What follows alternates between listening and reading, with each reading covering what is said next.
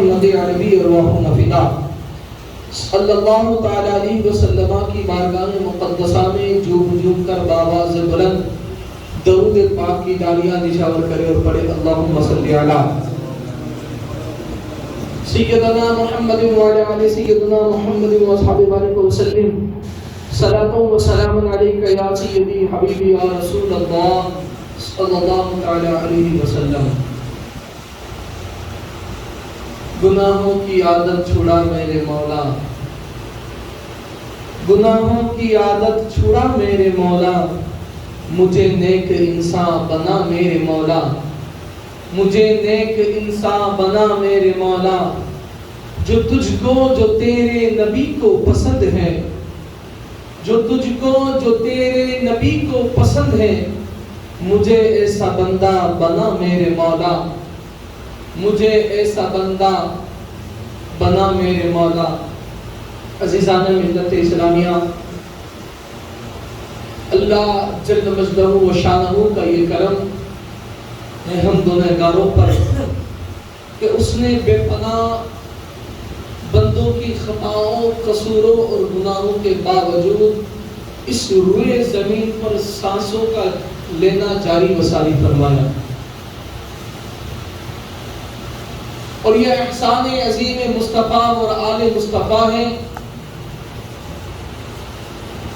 کہ نام و نشان پنجتن کے صدقے و توسل سے اس رب قدیر کے نافرمان ہونے کے باوجود بھی اس نے ہمیں سزاؤں کی جگہ پر عطاؤں سے مالا مال فرمایا، ورنہ ہم اپنے ظاہری اور باطنی اعمال کے سبب مستحق تو عذاب اور نار کے ہیں، لیکن یہ رب قدیر کا فضل پنجتن پاک کے صدقے میں ہے کہ اتنے بے پناہ گنہگار اور اس کے بے پناہ اسی رب قدیر کے نافرمان ہونے کے باوجود وہ رب قدیر ہمیں نیند سے اٹھتے ہی رزق عطا فرماتا ہے، ورنہ وہ اس بات پر قادر ہے کہ ہمیں اس نے پیدا کیا ہے، ہمیں وقت اس نے عطا کیا ہے، ہم فجر میں اس کے لیے وقت نہ نکالے تو وہ ہمارا رزق بند کر دے، وہ اس بات پر قادر ہے کہ ہم ظہر ادا نہ کریں تو جس رب نے ہمیں وقت دیا ہے وہ ہمارا وقت ختم کر دے، لیکن یہ اس کا فضل اور اس کی عطا ہے کہ بے انتہا اس کے نافرمان ہونے کے باوجود بطفیل پنجتن کو ہم پر اس کا کرم جاری و ساری فرما رہا ہے۔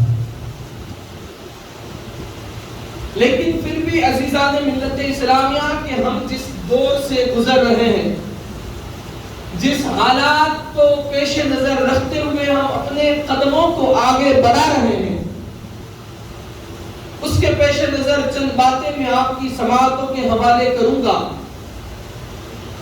ہو سکے تو اپنے کانوں سے سن کر اپنے دل کے اندر بسانے کی کوشش کریں، اور اس دور میں خصوصیت کے ساتھ انشاءاللہ تعالی اپنے ایمان کی سلامتی چاہتے ہیں، اپنے اچھے اعمال کی سلامتی چاہتے ہیں، رب کی بارگاہ کی رسوائی سے بچنا چاہتے ہیں، تو اس آیت کریمہ کی جو رب تبارک و تعالیٰ نے حکم فرمایا ہے اس کو مضبوطی سے تھام لے۔ انشاءاللہ تعالی اسی آیت پاک کو مضبوطی سے اگر عمل پیرا ہو جائیں گے، ہماری دنیا بھی سنور جائے گی، قبر بھی سنور جائے گی اور آخرت بھی سنور جائے گی۔ اللہ رب العزت اپنے کلام میں پاک میں قرآن عظیم میں ارشاد فرماتا ہے، یا ایھا الذین آمنوا اتقوا اللہ، یعنی اے ایمان والو، اس بات کو غور سے سنیں کہ اللہ رب العزت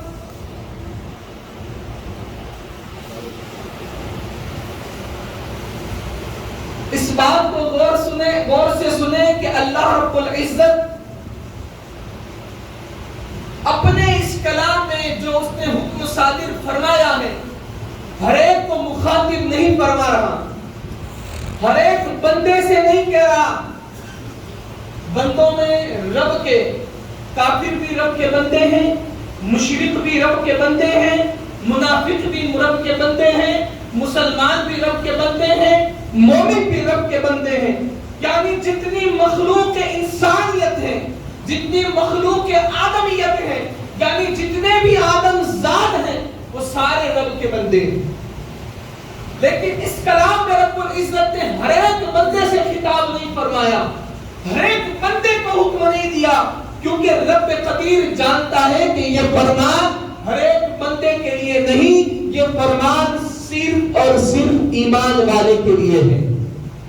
یعنی اس آیت پاک کی جو میں نے تشریح فرمائی، اس کے مد نظر اب کو ذہن اور پتہ کے چلتا ہے کہ رب نے یہ جو حکم فرمایا، اس حکم کی تعمیل، اس حکم پر عمل، اس حکم کے دامن کو تھام کر چلنا ہر کوئی نہیں کر سکتا، صرف اور صرف ایمان والا کر سکتا ہے. اب آیت سنیں، اللہ رب العزت ارشاد فرماتا ہے، یا ایھا الذین آمنوا، اے ایمان والو. کیا فرماتا ہے؟ یا ایھا الذین آمنوا، اے ایمان والو، اتقوا اللہ، یا ایھا الذین آمنوا اتقوا اللہ، اے ایمان والو اللہ سے ڈرو. رب فرماتا ہے اے ایمان والو اللہ سے ڈرو. اس دور میں خاص دھیان رکھنا، جو آگے کی آیت کا ٹکڑا پڑھ رہا ہوں، اے ایمان والو اللہ سے ڈرو، وَكُونُوا مَعَ الصَّادِقِينَ، اور سچوں کے ساتھ ہو جاؤ. یہاں رب نے حکم دیا، آپ بغور سنیں، اے ایمان والو اللہ سے ڈرو. ہر کسی کو نہیں کہا، یعنی ایمان والو اللہ سے ڈرو. رب کا یہ خطاب بندوں کو علی الاعلان یہ ظاہر کر رہا ہے، یہ بات بتا رہا ہے، اللہ سے کافر نہیں ڈرتا، اللہ سے منافق نہیں ڈرتا، اللہ سے مشرک نہیں ڈرتا.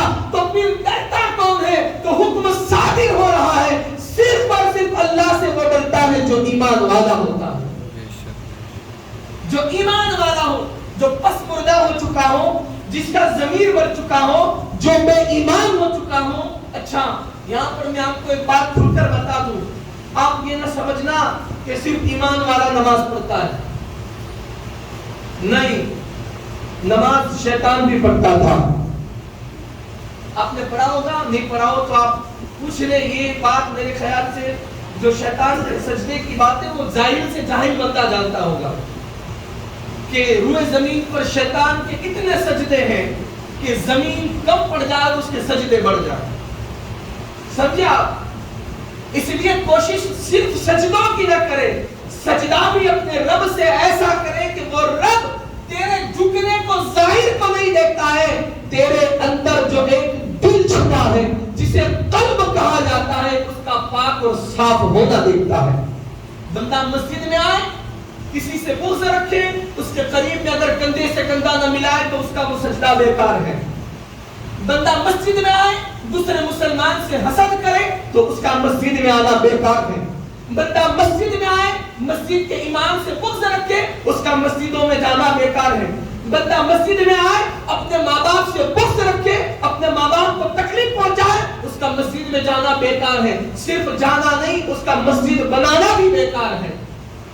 بندہ مسجد میں آئے، دن اور رات سر بسر سجود کرتا رہے، اپنے پڑوسیوں کو پریشان کرے، اس کا مسجد جانا بیکار ہے. بندہ مسجد میں آئے، دوسرے مسلمان کے حق کو مار لے، اس کا مسجد میں جانا بیکار ہے.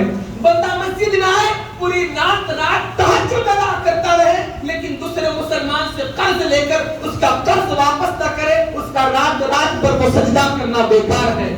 بندہ مسجد میں آئے، اپنی زبان سے، اپنی انگلی سے دوسرے مسلمان کو تکلیف پہنچائے، اس کا مسجد میں آنا بیکار ہے. بندہ مسجد میں آئے، اللہ کے گھر میں اپنی حکومت چلانا چاہے کہ جہاں رب کی حکومت چاہیے، اس کا مسجد میں آنا، اس کا مسجد میں جانا، اس کا سجدہ کرنا، اس کی عبادت کرنا بیکار ہے. بندہ ہمیشہ سر سجود رہے، تلاوت قرآن میں مصروف رہے، لیکن لوگوں کے دل دکھاتا رہے، اس کا تلاوت کرنا، اذان پڑھنا، سجدہ کرنا، رب کو راضی کرنے والا ہر ایک کام کرنا، کسی کو دکھانے کے بعد سب کچھ بیکار ہے. جملے کر رہے ہیں لیکن سچے ہیں، کیونکہ اس دور میں ہمارے پاس جو سب سے بڑی خانہ خرابی ہمارے اندر ہے وہ یہ ہے کہ اللہ ماشاءاللہ پہلے کا مسلمان وہ تھا کہ وہ دوسرے مسلمان کے ہاتھ کو تھامتا تھا اور اسے باہر نکالتا تھا جس سے خود بھی باہر آ جاتا تھا. اب کا دور وہ ہے کہ مسلمان اگر آگے جا رہا ہے تو دوسرا اللہ ماشاءاللہ اپنی ٹانگیں کھینچ رہا. تو کیسے آگے بڑھ گیا؟ اور اللہ ماشاءاللہ وہ ایسا کافر ہے وہ بندہ کہ جو کافروں کے ساتھ خلق ملق رکھتا ہے، یعنی غیروں سے محبت رکھتا ہو اور مسلمان سے اندر عداوت رکھتا ہو تو وہ مسلمان حدیث نہیں بقول مصطفیٰ. اٹھاؤ قرآن و حدیث. اور آج ہمارے یہی حالات ہیں. اللہ ماشاءاللہ میں نے کہا تھا آج سے 2-3 جمعہ پہلے کہ ترکی اور سیریا کے حالات دیکھ لو، مسلمانوں کا دیش ہے لیکن گناہوں کے سبب حالات زمینیں لرز رہی ہیں. اب آپ دور نہیں ہیں. کل میں نے کسی سے سنا کہ یہاں ہمارے قریب میں اب برف گرنے لگے بارش کے موسم میں، روڈ سفید ہو گئے تھے. آپ یہ نہ سمجھنا کہ یہ اللہ کی رحمت ہے. اٹھاؤ حدیث پاک اور پوچھو کہ بے موسم بارش کب برستی ہے تو پتا چلے گا کہ جب بندوں سے اللہ ناراض ہوتا ہے تو بے موسم بارش کر دیتا ہے. یعنی ہم اپنے آپ پہ اب جا کے اب ہم بہت دوری پر نہیں ہیں، اب ہم کنارے آ چکے ہیں. کس کے؟ عذاب کے. اب ہم عذاب کے کنارے آ چکے ہیں. ہمارے پاس مسجدیں بہت ساری ہو چکی ہیں لیکن رب کی حکومت کے لیے نہیں، ہماری جو حکمی کے لیے. ہمارے پاس مسجدیں بہت ساری ہو چکی ہیں لیکن سجدے کرنے کے لیے نہیں، وہاں جا کر بیٹھ کر لوگوں کی گلا غیبت اور چغلی کرنے کے لیے. جبکہ مسجد تو اللہ کا گھر ہے، عبادت کے لیے ہے. اور ہم وہاں کیا کر رہے ہیں؟ آج ہم کمپیر ہم اپنی ذات سے نہیں دیکھتے ہیں. ہمارے اندر کیا ہے؟ کبھی ایک بٹال کھول کر دیکھ تو صحیح مسلمان کہ تیرا کیا ہے. تو کہتا ہے کہ وہ بندہ ایسا ہے، فلاں ایسا ہے، فلاں نمازی ایسا ہے، فلاں امام ایسا ہے، فلاں متولی ایسا ہے. ارے ایک بار اپنے اندر تو دیکھ تو کیسا ہے،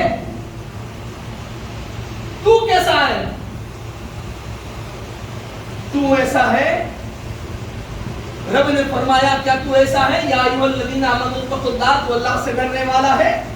وکونوا مع الصادقین، سچوں کے ساتھ ہو جاؤ. کیا تو سچوں کے ساتھ ہونے والا ہے؟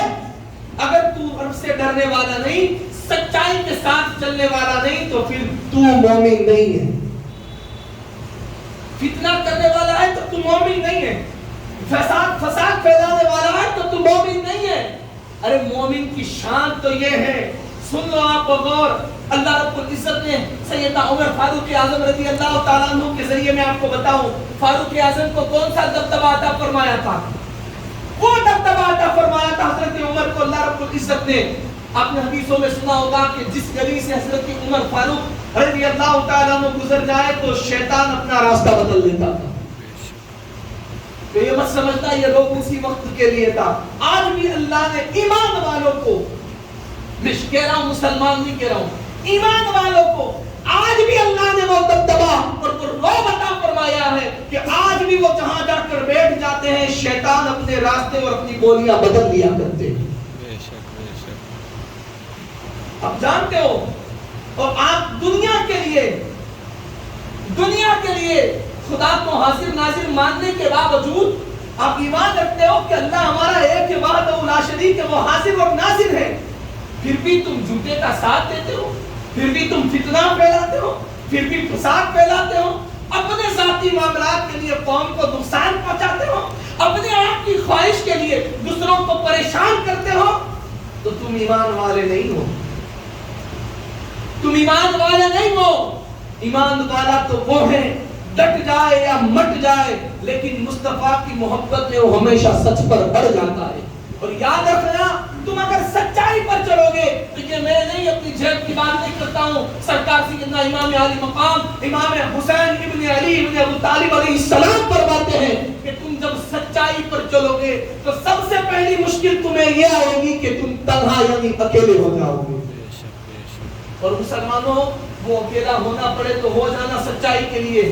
صرف مولا حسین نے یہ نہیں کہا کہ تم اکیلے ہو جاؤ گے، آگے یوں فرماتے ہیں کہ سب سے پہلی مشکل یہ آئے گی کہ تم تنہا واحد اکیلے ہو جاؤ گے، لیکن اگر تم حق پر ہو تو ڈٹے رہنا، رب کی مدد تمہارے ساتھ ہوگی، رب کی مدد تمہارے ساتھ ہوگی۔ اور جب رب کی مدد بندے کے ساتھ شامل حال ہوتی ہے تو پھر کائنات ایک طرف ہوتی ہے اور رب کی مدد ایک طرف ہوتی ہے۔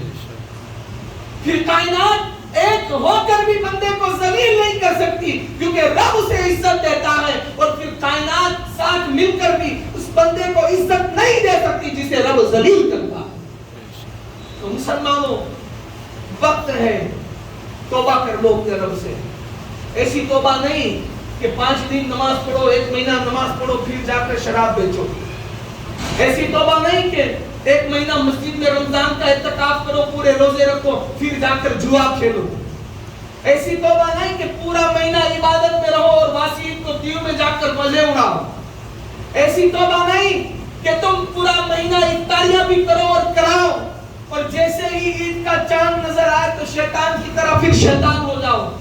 وہ توبہ نہیں۔ توبہ ایسی کرو، یا ایھا الذین آمنوا اتقوا اللہ وکونوا مع الصادقین وتوبۃ نصوحا۔ دونوں طرف فرمایا اے ایمان والو، اللہ سے ایسی توبہ کرو کہ پھر تم اس گناہ کی طرف نہ پلٹو۔ توبۃ نصوحا، توبۃ نصوحا کرو کہ پھر تم واپس اس گناہ کی طرف نہ جاؤ۔ اگر تم بار بار توبہ کر کر بار بار اس گناہوں کی طرف مبتلا ہوتے ہو تو تم رب سے مذاق کرتے ہو، اور جو رب سے مذاق کرتا ہے اس کا ٹھکانہ جہنم، جہنم اور جہنم ہے۔ دوستوں، عزیزان ملت اسلامیہ، آپ کو اللہ نے ذہن عطا فرمایا تاکہ آپ سوچ سکیں۔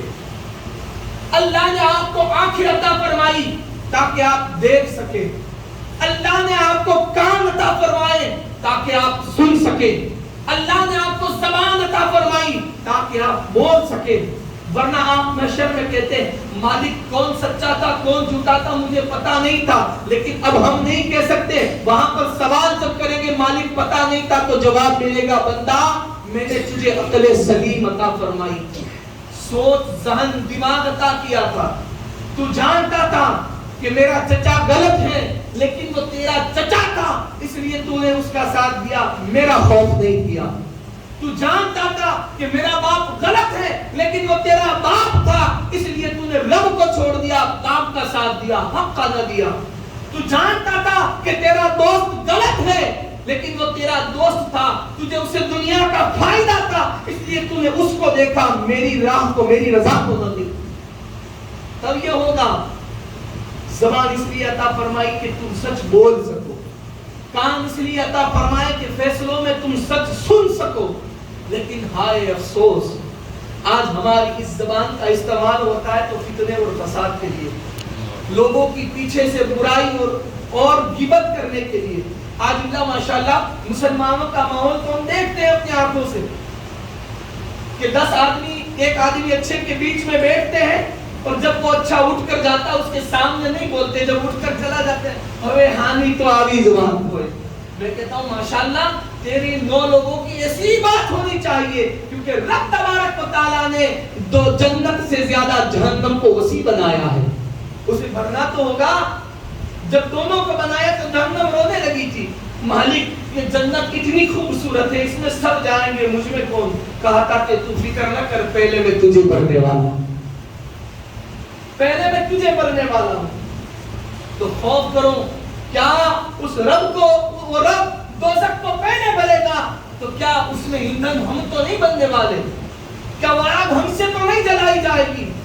یہ کسی انسان کا یا کسی باپو کا خوف نہیں، اپنے رب کا خوف کرو جو تمہیں تنہائی میں دیکھتا ہے، اکیلے میں دیکھتا ہے، گھر میں دیکھتا ہے، باہر دیکھتا ہے، تمہارا ظاہر بھی جانتا ہے، باطن بھی جانتا ہے، تمہاری زبان بھی جانتا ہے، تمہارا خیال بھی جانتا ہے، تمہارے الفاظ بھی جانتا ہے، تمہارے دل کی سوچ بھی جانتا ہے، تمہارے جملے بھی جانتا ہے، تمہاری نیت بھی جانتا ہے۔ اس رب کا خوف کرو۔ میرے دوستوں وقت ہو چکا، آخر میں چلتے چلتے یہ جملے ضرور کہوں گا۔ ماہ رمضان آ رہا ہے اور آپ کو معلوم ہے کہ جب بارش کی موسم آنے والی ہوتی ہے تو کھیڑ لوگ اپنی زمین کو پہلے صاف کرتے ہیں، تاکہ اس میں اچھا سے اچھا پھل اگا کر، اچھے سے اچھا دانا اگا کر اچھے سے اچھا فائدہ اٹھائے، صاف اور ستھرا۔ اسی طرح رمضان آ رہا ہے، آپ اپنے گناہوں کی زمین کو پاک کرتے ہیں، صرف رمضان کے لیے نہیں، ہمیشہ کے لیے۔ یاد رکھنا، یاد رکھنا، اب موت کا انتظار نہیں، یہ نہ سوچنا کہ 80 سال کے بعد توبہ کر لوں گا۔ اب ہم اس دنیا میں، اس زمانے میں جی رہے ہیں کہ جہاں موت کا کوئی بھروسہ نہیں ہے، جہاں موت ہمیں وقت نہیں دیتی ہے، اور ایسے سینکڑوں آج قبرستان میں جا کر دیکھو گے کہ جن کو عشاء پڑھنی تھی لیکن مغرب سے پہلے ہی مر چکا ہے۔ اگر اس جملوں پر یقین نہ ہو تو قبرستان کا جائزہ لینا، وہاں چکر لگانا اور مردے سے جا کر پوچھنا، کیا تو وہی ہے جو رات میں سویا تھا ارادہ تھا کہ کل ظہر پڑھوں گا، فجر میں تو آرام ہی کروں گا، اور ملک الموت تجھے لے کر آ گیا؟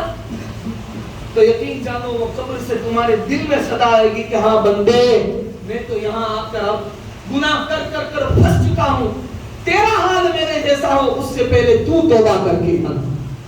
میرا کام کہنا تھا، عمل کرنا تمہارا کام ہے۔ عمل کرے یا نہ کرے، سن تو لے میری فریاد، داد کا طالب نہیں ہوں، بندہ ہے آزاد۔ اللہ ماشاءاللہ، اللہ رب العزت مجھے کہنے سے زیادہ